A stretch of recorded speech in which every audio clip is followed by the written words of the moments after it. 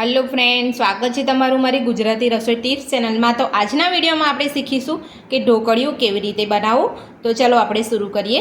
तो आपणे अहींया एक वाटकी आपणे चणानो लोट लीधो छे झीणो, अने आपणे ए ज मापनुं अहींया आपणे मीडियम दही लीधुं छे। खाटुं आपणे बहु खाटुं नथी लेवानुं। अने आपणे अहींया 1 इंच जेटलो आदुनो टुकड़ो लीधो छे अने झीणो झीणो आपणे समारी लीधो छे। अने आपणे अहींया 2 લીલા મરચાં લીધા છે। લીલા મરચાંનું પ્રમાણ તમે વધતું કે ઓછું કરી શકો છો।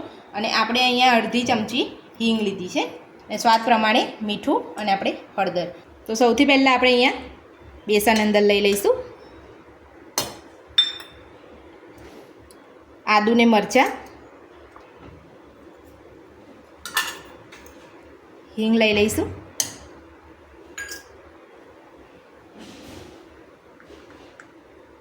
અડધી ચમચી આપણે હળદર પાવડર લઈશું,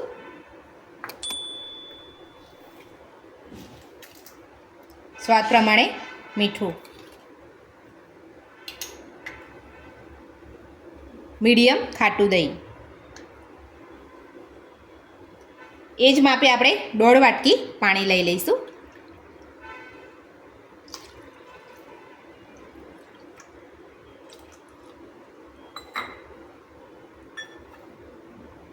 હવે આપણે આ બધું જ સારી રીતે સરસ પીસી લઈશું। તો આપણે પીસી લીધું છે, હવે આપણે ચેક કરી લઈશું। તમે જોઈ શકો છો સરસ પીસાઈ ગયું છે। હવે આપણે એક વાસણમાં લઈ લઈશું। હવે એક ગાયણી લેવાની છે, એની અંદર આપણે ગાળી લેવાનું છે, કારણ કે મરચાં કે આદું રહી ગયું હોય મોટું તો બધું ગળી જાય। તો આપણે બધું જ ગાળી લીધું છે, તમે જોઈ શકો છો।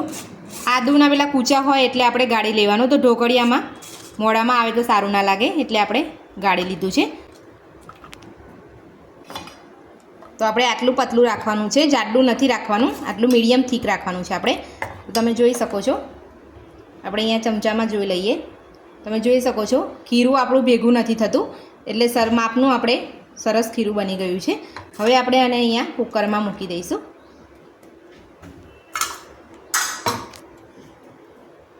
તો આપણે કુકરમાં 1 થી 1.5 ગ્લાસ પાણી મૂકીને આપણે અહીંયા સ્ટેન્ડ મૂકી દીધેલું છે, એની અંદર આપણે મૂકી દઈશું।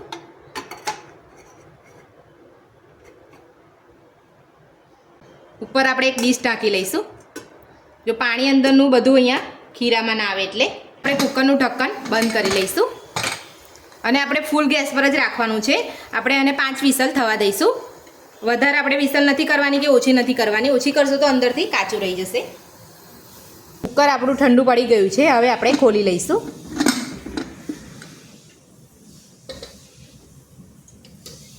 આપણે અંદરથી આપણે ડીશ લઈ લઈશું। તો આપણે બહાર કાઢી લીધું છે, તમે જોઈ શકો છો। હવે આપણે આનાથી આપણે સારી રીતે બધું મિક્સ કરી લઈશું। આપણે ગરમ ગરમમાં જ કરવાનું છે, ઠંડુ નથી બહુ થવા દેવાનું। તો આપણે અહીંયા એક થાળી લીધી છે, એની અંદર આપણે ગ્રીસ કરી લીધું છે તેલથી, એટલે આપણે હવે એમાં કાઢી લઈશું।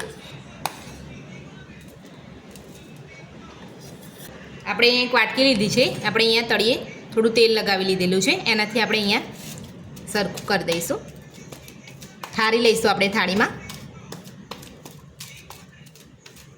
તો આપણે થાળીમાં બધું ઠારી લીધું છે, હવે આપણે એને ઠંડુ થવા દઈશું। ઢોકળીઓને આપણે હવે ચપ્પુની મદદથી કટ કરી લઈશું। તો આપણે બધી જ ઢોકળીઓને કટ કરી લીધી છે, તો તમે જોઈ શકો છો એકદમ સરસ પોચી થઈ છે।